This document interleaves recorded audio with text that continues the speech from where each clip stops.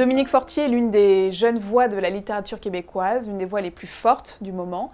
Elle a écrit de nombreux romans et La Porte du Ciel est son troisième. Elle vient de recevoir au Canada le prix littéraire du gouverneur général, qui est l'équivalent pour nous de notre prix Goncourt, et nous sommes éminemment heureux de l'accueillir dans cette collection.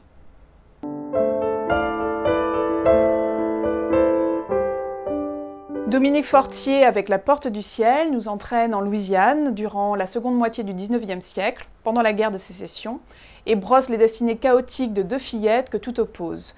Éléanore, petite blanche, fille d'un docteur progressiste, et Ève, petite mulâtre, métisse donc, qui va devenir en quelque sorte non pas son esclave, mais sa poupée, sa dame de compagnie, et puis le miroir de cette propre petite fille.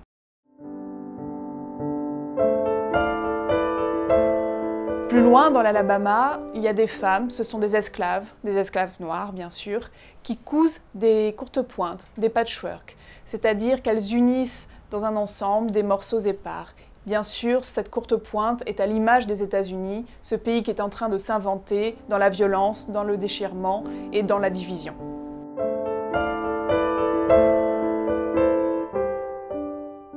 C'est un roman qui m'a littéralement subjuguée. Je suis tombée amoureuse de cette histoire, de ces personnages, de ce décor et de cette construction. Dominique Fortier a choisi de prendre pour narrateur le roi Coton, qui pour moi est la voix immémoriale du sud des États-Unis.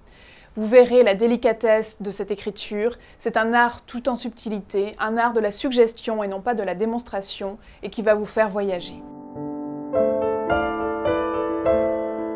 C'est un roman qui explore les grands thèmes de l'Amérique éternelle, le racisme, la liberté, l'unité, la division. Ce sont évidemment des questions qui se posent toujours aujourd'hui, et ça fait de ce roman qui se passe pourtant durant la guerre de Sécession un roman éminemment contemporain.